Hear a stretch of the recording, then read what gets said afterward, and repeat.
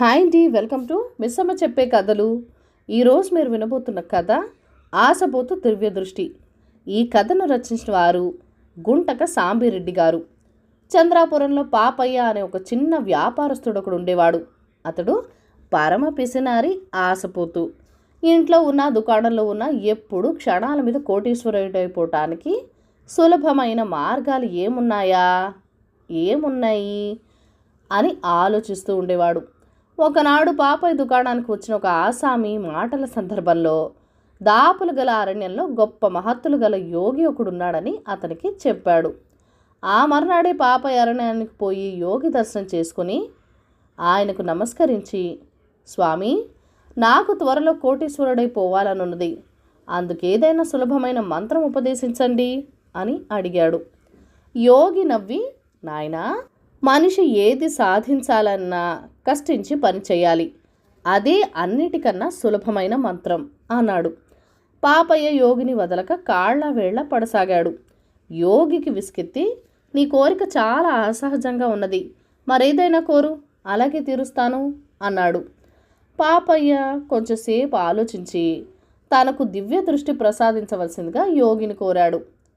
అది కూడా కోరని కోరికే, ఎంతో తపస్సంపన్నులకు కానీ దివ్య దృష్టి లభించదు, అయినా నీ కోరిక మరొక విధంగా సఫలం చేస్తారు అని యోగి పాపయ్యకు ఒక భరణి ఇస్తూ, ఇందులో అంజనం ఉన్నది, ఇది కళ్ళకు రాసుకుంటే దివ్య దృష్టి వస్తుంది, కానీ ఒక్కసారి రాసుకుంటే దివ్య దృష్టి ఆ ఒక్కసారికి మాత్రమే పనిచేస్తుంది అని చెప్పాడు. పాపయ్య పట్టురాని సంతోషంతో ఇంటి దారి పట్టాడు. కోటీశ్వరుడయ్యేందుకు దివ్య దృష్టి ఎలా ఉపయోగించాలా అని ఆలోచిస్తూ అతడు నడుస్తూ ఉండగా హఠాత్తుగా చేతిలో కత్తితో యముడు లాంటి వాడొకడు ఎదురయ్యాడు. నేనెవరినో తెలుసా? గజ దొంగ గంగన్నను. గొడవ చేయకుండా నీ దగ్గరున్న డబ్బంతా ఇచ్చి ప్రాణాలు దక్కించుకో అన్నాడు గంగన్న. గంగన్న ఆ ప్రాంతాల పేరు మోసిన గజ దొంగ. చంద్రాపురం రాజు ఎంతో కాలంగా వాడిని పట్టుకోవాలని ప్రయత్నించి విఫలమయ్యాడు. పాపయ్య తన దగ్గర డబ్బులేమీ లేవని గంగన్నకు చెప్పినా ఆ మాట నమ్మక పాపయ్య దుస్తులు తడిమి చూసి అతడు రెండున ఉన్న అంజనం భరిని బయటికి లాగాడు. గంగన్న గద్దించి ప్రాణం తీస్తానని భయపెట్టిన మీదట పాపయ్య అంజన రహస్యం చెప్పేశాడు. ఆహా, రాజుగారి కోసాగారం దోచడం ఎలాగా అని చాలా కాలంగా ఆలోచిస్తున్నాను. ఈ అంజనం సాయంతో దానికున్న రహస్య మార్గాలు తెలుసుకోవచ్చు. సరే, ఇకపో, నా సంగతి రాజుగారితో చెప్పావా? నేను పట్టుబడినా నా కొడుకైనా వచ్చి నీ ఇల్లు దోచి నిన్ను చంపేస్తాడు అని గంగన్న పాపయ్యను భయపెట్టి భరణిలో ఉన్న అంజనం సగం తీసుకుని మాయమయ్యాడు.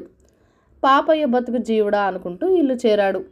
అంజనం ఉపయోగించి ఏ విధంగా కోటీశ్వరుడు కావాలన్న ఆలోచన ఇంకా తెగలేదు. అతడు భరణను గూట్లో పెట్టి కొట్టు తెరిచేందుకు వెళ్ళాడు. పాపయ్య పక్కింటి రామయ్య అనే బతికి చెడ్డ గృహస్థుడు కూతురు లక్ష్మికి ఆ రోజే పెళ్లి చూపుడు. ఆ పిల్ల అలంకరణ అంతా పూర్తయి తీరా కాటుక కోసం చూస్తే కాటుక భరణ కనిపించలేదు.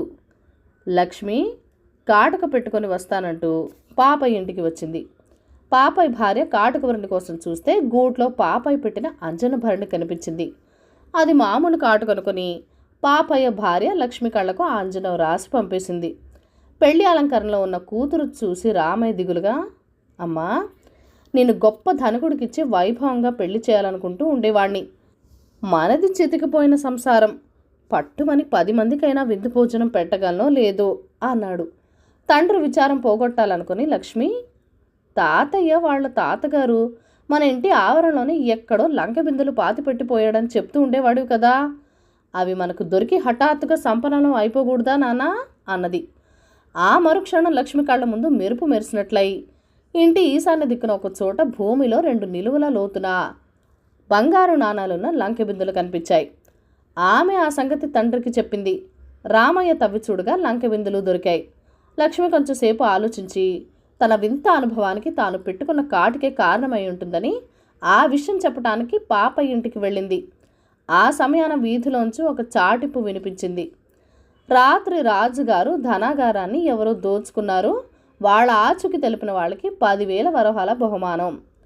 లక్ష్మి పాపయ్య భార్యకు సంగతి చెప్పి, అది మహిమవు గల కాటుకలా ఉన్నది పిన్ని, రాజుగారి చాటుపు విన్నావు కదా, ఆ కాటుక సాయంతో దొంగల ఆచూకి రాజుగారికి చెప్పి 10,000 వరహాలు సంపాదించవచ్చు అన్నది. లక్ష్మి, పాపయ్య భార్యతో మాట్లాడుతున్నప్పుడు పొరుగింటి ఆవిడ మీనాక్షమ్మ కొంచెం దూరంలో నిలబడి ఉన్నది.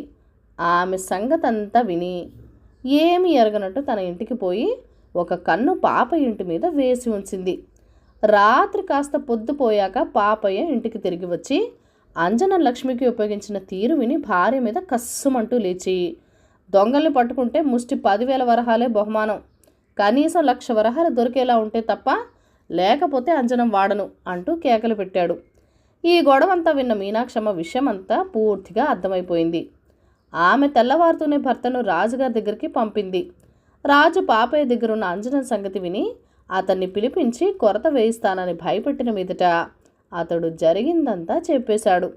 రాజు పాపయ్య దగ్గరున్న అంజనం తీసుకొని, నా ధనాగారంలో దొంగతనం జరగబోతుందని తెలిసి ఆ సంగతి చెప్పనందుకు నిజంగా నిన్ను కొరత వేయించాలి, కానీ క్షమించి వదిలేస్తున్నాను అన్నాడు. తర్వాత రాజు అంజనం సాయంతో దొంగ గంగన్నను పట్టుకొని వాడి నుంచి పోయిన సొమ్మంతా రాబట్టాడు. ఇందుకు తోడ్పడిన మీనాక్షమ్మ భర్తకు 10,000 వరహాల బహుమానం కూడా ఇచ్చాడు. ముహూర్త బలం. రామశాస్త్రి పంచాంగం చూసి లెక్కలు గురించి 10 రోజుల తర్వాత తన కూతురు పెళ్లి సంబంధం కోసం రామాపురం వెళ్ళటానికి ముహూర్తం నిర్ణయించాడు. భార్య అతన్ని తొందర పెడుతూ, నిక్షేపం లాంటి సంబంధం, ఆలస్యమైతే మరెవరైనా తనకు పోగలరు, కొంచెం ముందుగా వెళ్ళకూడదా అన్నది. రామశాస్త్రి భార్యని గట్టిగా కసిరి, మంచి ముహూర్తాన ప్రారంభించిన పనులు నిర్విఘ్నంగా సాగుతాయి, ముహూర్త బలం నీకేం తెలుసు అన్నాడు. ప్రయాణ ముహూర్తం నిర్ణయించుకున్న రోజున రామశాస్త్రి బయలుదేరి వెళ్ళి సాయంకాలానికల్లా ఇంటికి వస్తూనే భార్యతో, ముహూర్త బలం బాగుండబట్టే క్షేమంగా ఇల్లు చేరాను అన్నాడు. ఏం జరిగిందండి అన్నది భార్య అర్థం కాక. నేనెక్కిన 2 ఎడ్ల బళ్ళి దారిలో బోల్తా పడింది, నాకు తప్ప బండిలో ఉన్న వాళ్ళందరికీ దెబ్బలు తగిలినాయి అన్నాడు రామశాస్త్రి. అయితే మీరు రామాపురం వెళ్ళనే లేదా అని అడిగింది భార్య. వెళ్ళకేం, వెళ్ళాను, వాళ్ళు నిన్ననే మరొక సంబంధం ఖాయం చేసుకున్నారట అన్నాడు రామశాస్త్రి. ఈ కథను రచించిన వారు భైరి సత్యనారాయణ గారు. ఈ కథలను లైక్ చేయండి, షేర్ చేయండి. మన ఛానల్ని ఫస్ట్ టైం చూస్తున్నట్లయితే కనుక ప్లీజ్ సబ్స్క్రైబ్ చేసుకుని మీ సపోర్ట్ ఇవ్వండి.